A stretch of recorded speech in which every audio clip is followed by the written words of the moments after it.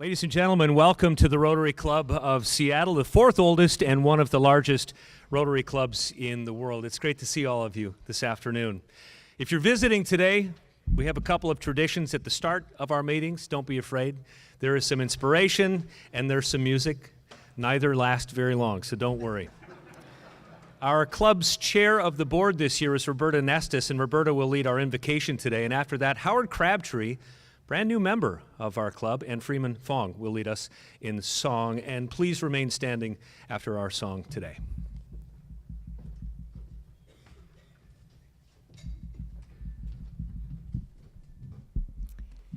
At tomorrow's first board meeting of the year, I've asked members to introduce themselves by stating why they joined Rotary and what inspires and motivates them to continue.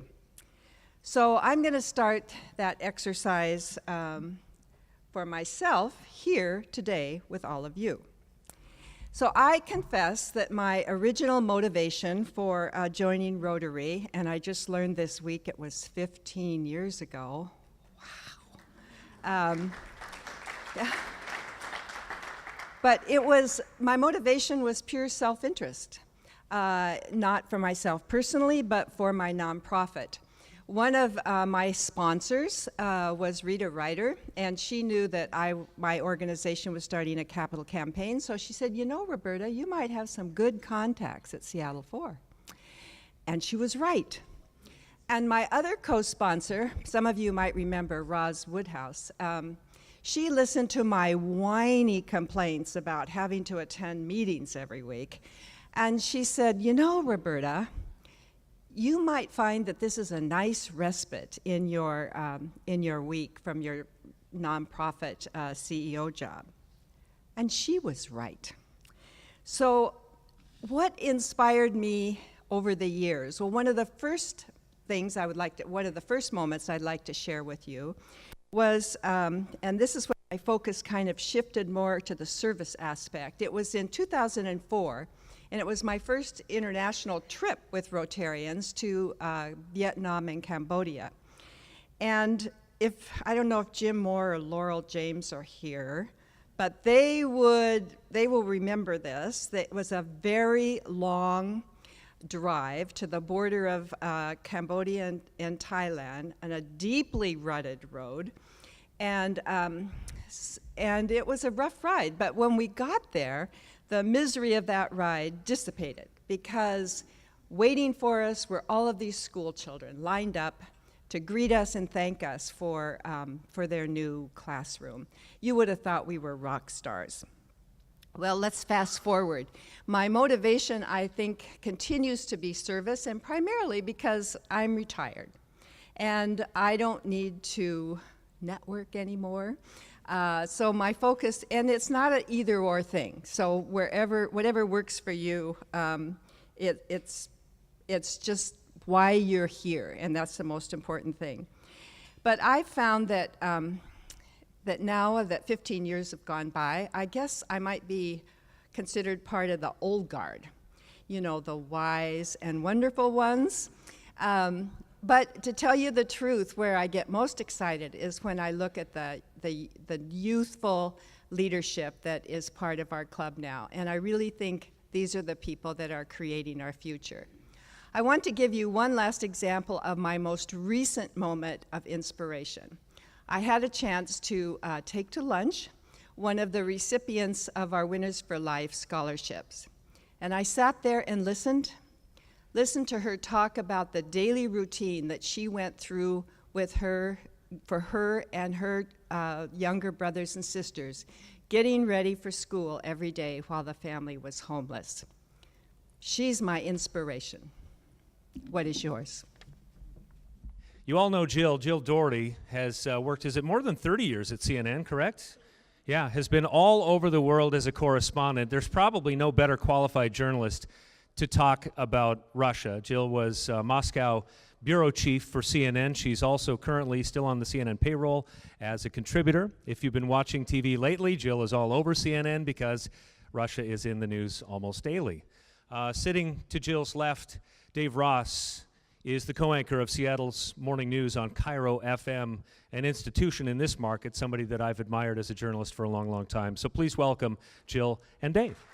Thank you. So, Jill, as someone who's covered Vladimir Putin for how many years now?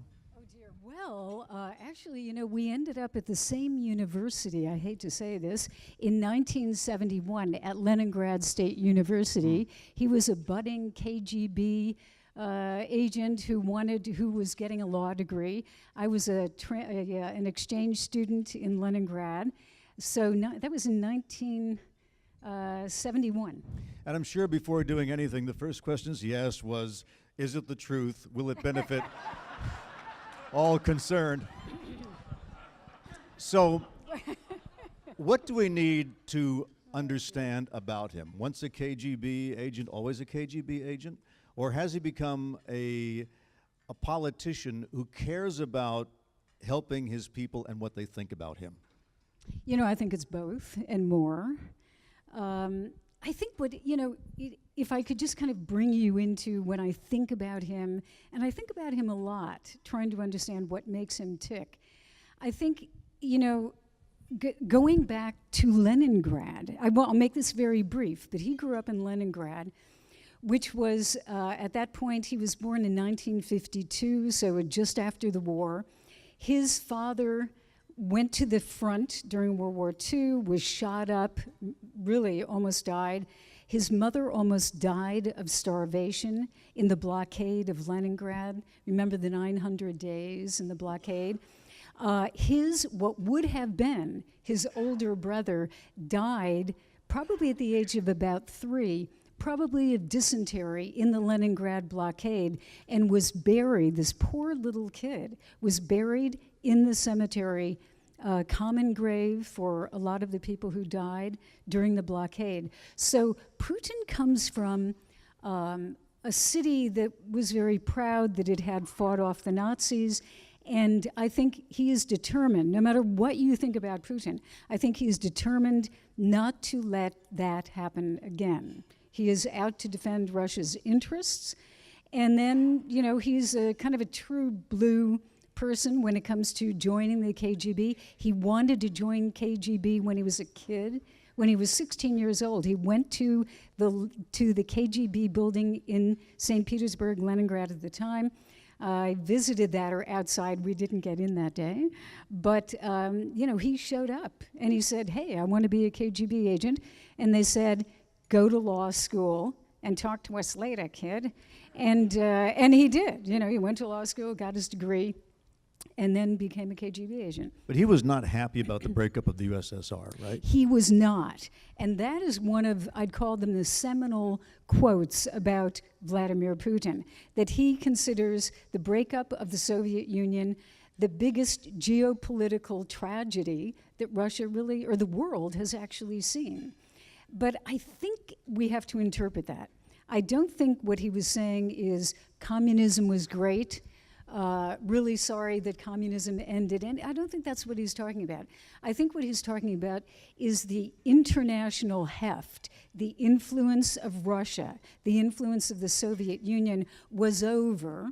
Russia and 14 other former republics of the Soviet Union went on to be countries, but that influence and that the power of the Soviet Union was over, at least for the time being. So what he is trying to do in what I would say is, you know, explaining Vladimir Putin 101, I would say he wants to restore the power, the influence of Russia in the world as far as he can. But he runs a nation that has only 130 million people, right? Less than half the size of the United States. Mm-hmm. The economy is certainly improved over the old Soviet days, but is nothing like America's. So he has to use means other than military intimidation, right? He does, and that's where we get into some of the let's say propaganda, fake news, media, etc. But yes, I mean, Vladimir Putin, I may be sounding maybe a little less hard against Putin than you might expect. But I think we have to be very realistic. I mean, Vladimir Putin has the interests of Russia at heart. He may have his own interests. That's another subject that we can get into, the interests of the power structure, the money, the corruption, et cetera. But let's just look geopolitically. He has the interests of Russia as paramount. He wants Russia to be at the table for any type of international issue and have a voice and hopefully lead it. He wants to undermine the influence of the United States and the control that the United States has over the world as he looks at it. And I think he's very intent on that. My question would be about the United States right now. Do we understand and have we defined the interests of the United States? Should we cut him some slack? For what? Because looking at it from Donald Trump's point of view, Donald Trump runs an empire which has relied on maybe not money directly from Vladimir Putin, but certainly money from a lot of his friends, right? Definitely. He also has argued that since we both have to share this world, why not be a little more friendly? So if it turns out that little green men show up in Crimea and, you know, all they want is to live in peace, maybe we should look the other way and get along. Is there anything wrong with that scenario? Yes, there is. Surprisingly. Tell us. Yes, well, okay. I would say you could say that. I mean, you could make that argument that it's a big country, it's got nuclear weapons, why don't we just get along, accept what they do, and live peacefully so we don't blow each other up. But I do believe that there are certain values, and not only values, but they're economic values that were developed, economic and security, after World War II, that have made the world a very progressive, economically progressive, and also on social values, let's say human values, human rights, have made the world function up until now without major problems, without a major world war again.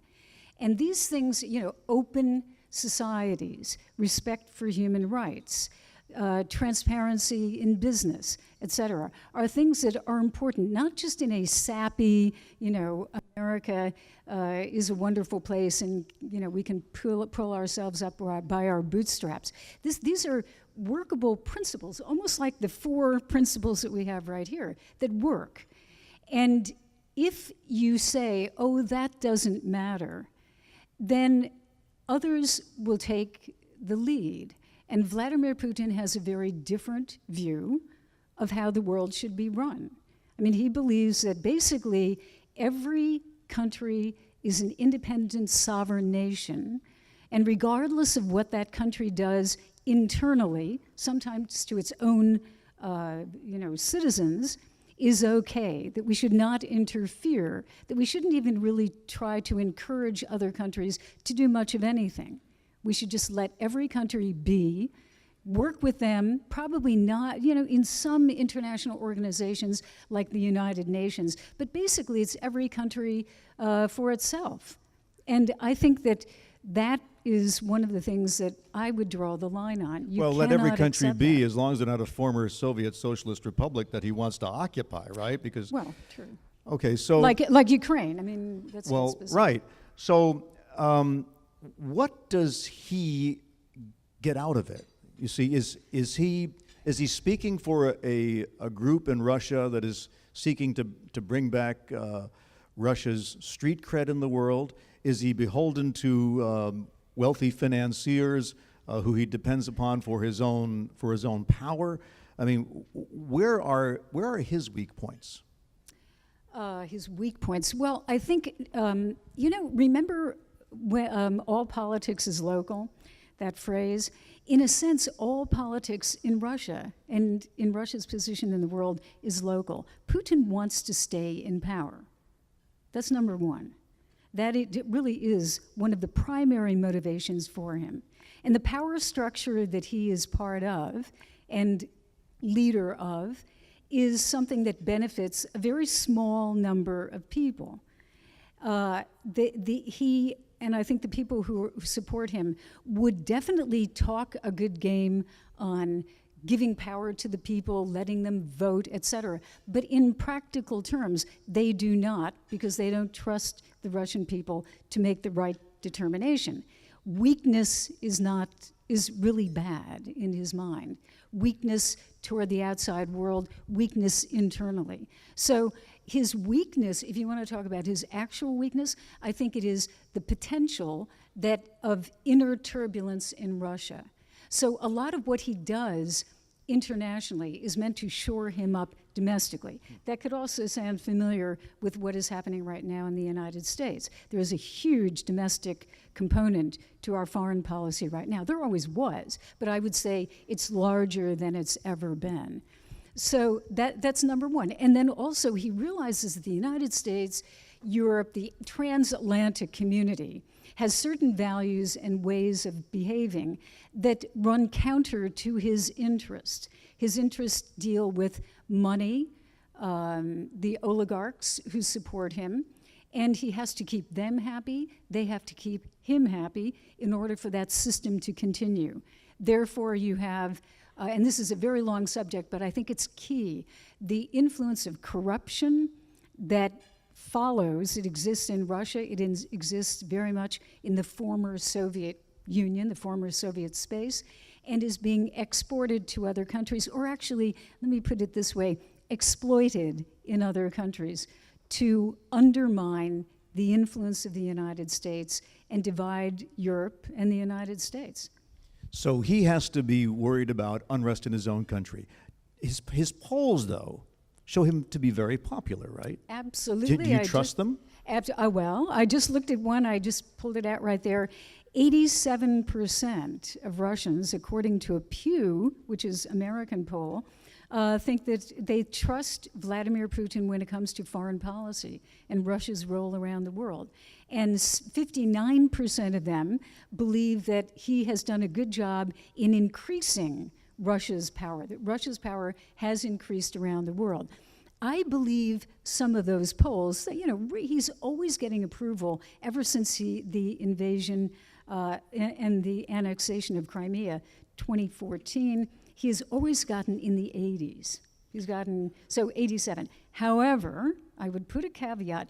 I shave off some percentage because people in Russia don't always want to say what they really feel. That is true, and that happens some in other countries too. I also shave off a percentage because there is no viable political opposition. So when you say, I support Putin, it's like, who else do you support? Because there really is no viable opposition. But overall, Putin is very popular, especially among the average people out in the hinterland. But there's still a lot of corruption in Russia, right? Enormous amounts. Enormous amount. So it works in his favor to be able to say, we may be corrupt here, but look at the mess the United States is in. Is that true? Totally. In fact, there is a wonderful Russian, Soviet word, maybe some of you have heard, whataboutism. I don't know whether you've ever heard about that, but it's a great phrase, whataboutism. It's like, your house is falling apart and your yard is a mess. Well, what about it's that. And so what Russia will say is, yes, maybe we don't have, full democracy. We still have some problems, building democracy. But look at the United States. Look at the United States with all of that political chaos. Look at all the people who are in prison. Look at the racial disparities. Look at what about. So that is how they approach it. And, a long time ago, I was a guide, a young Russian-speaking guide, on an exhibit by the U.S. Information Agency in Russia. You can look it up. They were very popular. Every year, the U.S. Information Agency would send these exhibits to Russia. And I would constantly get that question. And it brings me back to Research and Development USA exhibit back in, I hate to tell you, 1970, I think 71. Wow. And there was always that. But why do you kill your minorities? Why do you kill black people? Why did you invade Vietnam? Why do you? And when you say, but that's not right, and we're trying to change it, and there are people in the country, that's the dilemma of having to explain the United States and its problems. I happen to think we try to solve problems, but it is sometimes a difficult discussion. Did Vladimir Putin give an order to deliberately target the Trump campaign? And if he did, why would he have been attracted to the Trump campaign? Okay. Well, there is an investigation going on. I have to put that caveat out there. So we don't know all of it.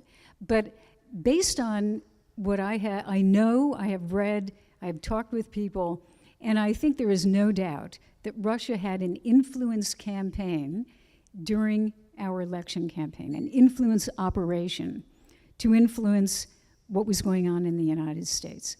Now, is it the first time they've ever done that? No, they have tried to influence elections before, but what was different this time is that you have the digital tools to really have a direct influence.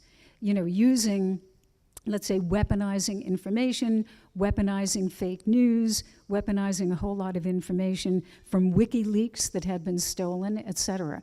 I think you have to look at it very holistically.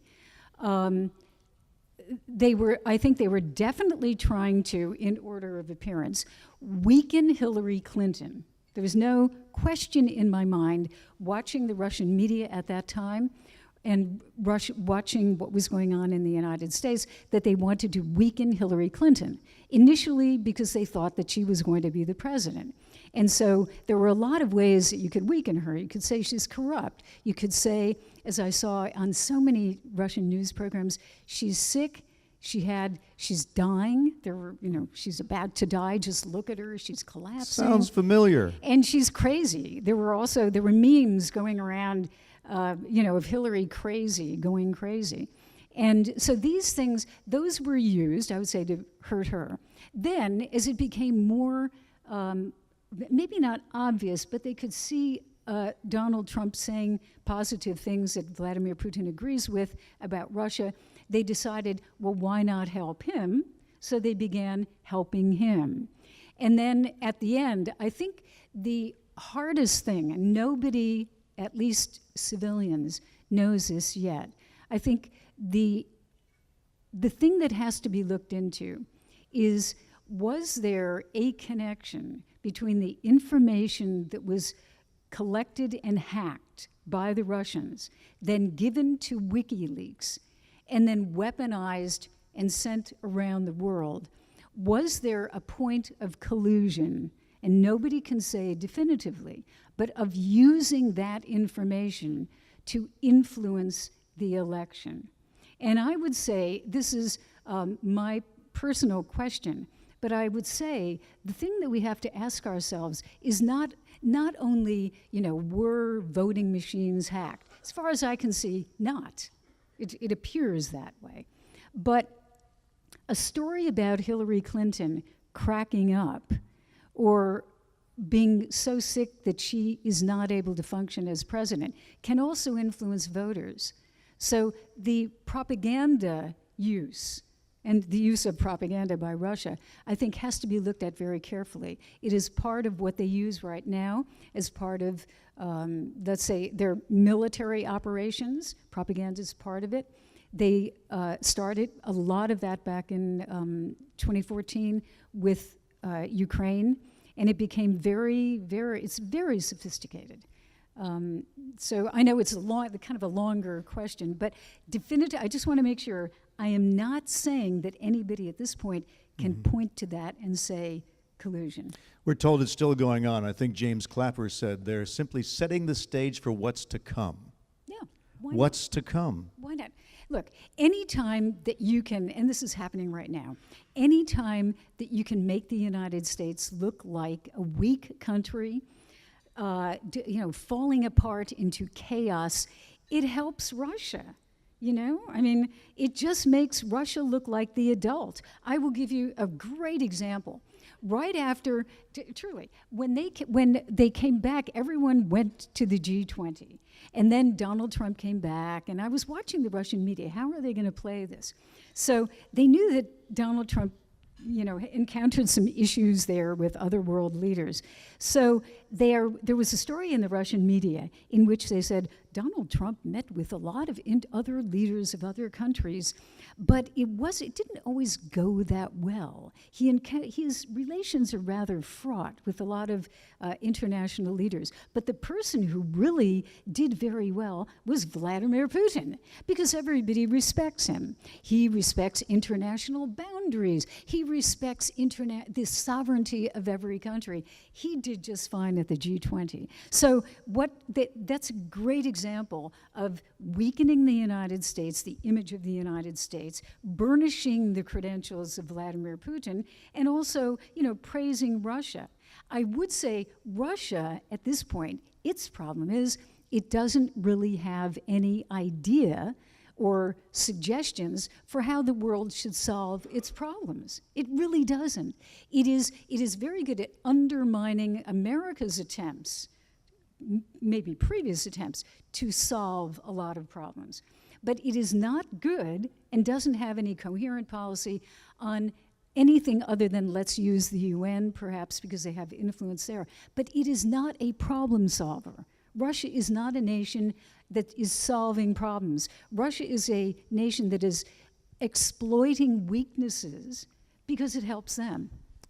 We're going to take some questions from the audience. Microphones will come around. Before we get the first one, though, just tell me, when you knew Vladimir Putin in college, was he always taking his shirt off? Well, he was so much of a KGB agent that I actually didn't know him. He was physically right on that campus. I have not found any of my Russian friends, students, who met him at that point. I began covering him in 1999, officially. So it's been a while, but I don't know. It was kind of cold. All I remember is being really freezing in Leningrad. So I doubt he had his shirt off. We got a question over here, or do you want to go first? Sure, we'll go first here.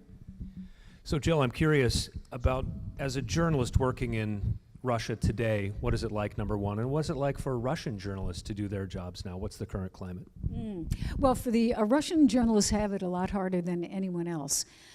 So quickly, one of the first things that Vladimir Putin did when he came into power in, really 1999, then definitely 2000, was to begin to control the media. So they were brought under central control, not necessarily, although this actually did happen, with gendarmes at the gate with Kalashnikovs ready to take it over, but a lot of it was buying them up or putting friendly people in charge of these companies, communications companies, making sure that the oligarchs who ran them were run out of the country if they didn't agree with Putin. So the media are, for the most part, all of television is pretty much controlled by the government. The newspapers are slightly different, although they are being bought up daily. There are a few very, reputable, interesting papers left. They're kind of like the Wall Street Journal. They tend to be financial journals. But there are, I would say, online, there are organizations or companies, you could call them. TV Rain is one of them, independent TV broadcasting, which is basically forced onto the internet. They don't really broadcast, per se. So it's tough. And if you're in a small town and you are a journalist who is revealing corruption in the local government, your life is in danger. There's no question. For foreign journalists, it's very hard to get true access anymore. During the Yeltsin days, everybody was talking. It was very, very easy to get information. Putin has a much more centralized control on information. But, they pretty much ignore the Western media, except to criticize them. CNN right now, is very much being criticized for its coverage of Donald Trump and for Russia. But there are very few operations Western operations that have robust organizations anymore. CNN still has a large, relatively large news gathering operation. Others have gone down, American companies have gone down to like one person. They fly people in when something happens. Got a question over here? Yes, I'd like to get back to the comment you made about the biggest geopolitical calamity of the 20th century. I was in former Soviet Georgia earlier this year, and they're deadly afraid that he and Erdogan are conspiring to restore Georgia partly to Turkey, partly to Russia. Russia is also occupying about 20% of Ukraine. What do you think? Is he going to try to get into the other republics such as Latvia and Estonia with a lot of Russian minorities? I don't believe at this point, and I actually have done some research in Estonia, and I go to the Baltics a lot. I actually don't believe that Russia at this point is planning any invasion. I mean, these are members of NATO. Yeah, sure, they could probably take them over very quickly physically, but it would, spark a war with NATO, which they will not win. Russia will not win a war with NATO. So they're not interested in doing that. I think what they're interested in is more undermining and subverting and influencing former Soviet states to, using corrupt officials, using corruption, and kind of weakening them. One of the main purposes for Ukraine was to make sure that Ukraine is weakened enough so that it never joins NATO and never joins the EU. It's that type of thing more. It's undermining rather than taking over, I'd say. You have a question here? Jill, thanks for joining us. Jeff Borick. I saw a bumper sticker recently which I thought could have been ghostwritten by Putin. It said, "Be nice to America, or they'll bring democracy to your country." That's great. But my question is, how does the election of Donald Trump change the dynamic between not just Russia and the U.S., but China? Because between the three powers, obviously, there is a bit of a steady state, and there's always been shifts in that. What's your take on the latest, please? I'm not so sure that Donald Trump is really playing into that relationship that much between Russia and China. But at this very moment, it's a great question, Russia and China are carrying out military exercises in the Baltics, which is very, very interesting. China in the Baltics. A lot of this is symbolism. Granted, it's military, and there are some exercises coming up, military exercises, right along the border between Russia and the Baltics and the northern part, like around Kaliningrad. But a lot of this is politics.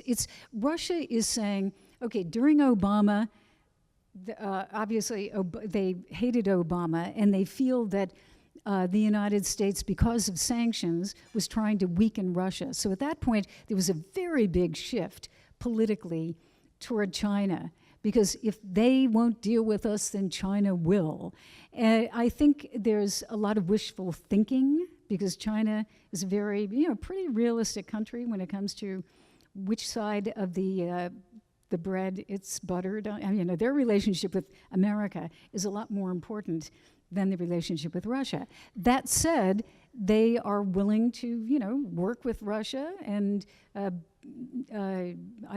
show power and kind of give a little indication to the United States that it doesn't run everything in the world. So, but I don't see Trump necessarily having an influence on that quite yet. Got a question over here from Dave Woodward. Jill, I'm interested in how the Russians and you view what's happened in the U.S. recently in terms of, do they view it as a realignment around ethno-religious lines vis-a-vis the Muslim world and maybe north-south divide and that sort of thing? What's the Russian perspective? What's your perspective on that? And why there seems to be sort of a rising synergy among parts of the U.S. with Russia? That's interesting. There are so many cross currents. Russia has a very large Muslim population. So they are they're Sunni for the most part. They're very interested in tamping down any possibility of an uprising among their own Muslims. That said, the second language among terrorists in Syria, Arabic number 1, Russian number 2. So that tells you that there are a lot of people from the former Soviet Union, from some of the Caucasus region down in the south of Russia, who have gone to join the fight. And actually some ethnic Russians who are Christians who have converted, who are now in Syria fighting as terrorists. So there's grave concern. On the other hand, you do have the Christian, Orthodox Christian religion. You know, it's practically, you could almost say, part of the state structure in Russia right now, the Orthodox Russian Church, which plays a very large role in foreign policy. One of the reasons, for instance, that Russia supports Assad, not talked about a lot, is his support for Christians. A lot of Christians, Russians who lived in Syria, who are Christians. So Christianity is a force of uniting. Orthodox Christianity is a force that Putin uses to unite the country. And traditional values are very, very important in his getting support among the Russian people. Just 2 minutes ago, or when I started, I checked another tweet. Apparently, Donald Trump's decision this morning by Twitter about transgenders is playing in the Russian media. They are ecstatic, because that's an interesting nexus. That plays into traditional Russian values, against gays in the military, let alone transgenders. So very interesting. All of this is another subject for a doctoral dissertation, but that moral values are very, very important in Russia right now. Okay, Joe, we have a question from Craig Dawson. Okay. Hi, Jill. Thanks for your comments and your insight. There's been reports that Putin is the richest man in the world, $200+ billion. Can you talk a little bit about that, but also how he got that money and then where he keeps it and how that influences? I don't think he keeps it in the bank. I know these stories are out there, and I've never seen anyone who was able to prove it, and yet everybody knows he would have to have a whole lot of money. Let's put it that way. But I think that said, and that said that he is part of the system that has a very high level of corruption and has a lot of people, the oligarchs and others who are in part of that system because they get a payoff from it. There is still a part of Putin that I think transcends money. I still think that there is a personal mission that he has to make Russia great. And how you define that, I would define it as doing the wrong things to make Russia great. I mean, making Russia great, to me, would be empowering its citizens so that not, tens of thousands of young Russians are not in Silicon Valley instead of in Moscow. They should be home, working on computers in Moscow, really, truly. That tells you something. But anyway, where the money is, I don't know. But corruption is issue number one right now in Russia, both among his opponents and among his supporters. Okay, Admiral fasten your Bill seatbelt. Center. Bill Center and I are teaching a course at the University of Washington, and if I don't get a question from him, I'm going to hear it. So she gave the fair disclaimer there, and I know the answer to this question, but I'm asking on behalf of my fellow Rotarians because I've heard the answer before. Do the Russian people and the government of Russia believe, with reason or not, that the United States may have, in the past, tried to influence their elections? And do they have any reason that they might not like Secretary Clinton? Well, yes, indeed, Bill. Yes. No, it's glad you asked that, Bill. Bill is absolutely right that to get the total picture, you have to realize that in 2012, there were demonstrations on the streets of Moscow and a couple of other big cities in Russia. Not necessarily just young people. A lot of people turned out. They were anti-government demonstrations, and Vladimir Putin said, almost a quote, that Hillary Clinton gave the sign for those demonstrators to go on the streets. He believes, and there is no exaggeration, he believes, and most people in his government believe, that the United States is out to bring down his government, get rid of Vladimir Putin, bring him down, and take over Russia's natural resources. So how you do that is with color revolutions.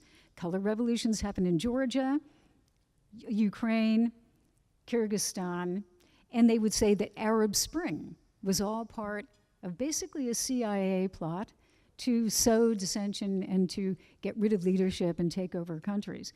So there's a high amount of resentment and anger among Russians who believe that the United States, and certainly Putin, does try to influence what's going on in Russia. And NGOs are only part of it. Non-governmental organizations that deal with democracy, they believe are trying to undermine Russia. So, yes, Hillary, and definitely yes, influence. They believe it. Just to quickly wrap up, the Russians, we hear, are very upset with this sanctions bill that's going through Congress, in which President Trump apparently is likely to sign.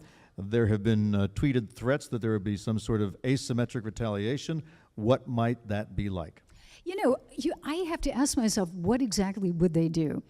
If they don't, well, number one, Obama took over 2 complexes that they had that were called the Dachas diplomatic compounds in Maryland and New York as part of those sanctions.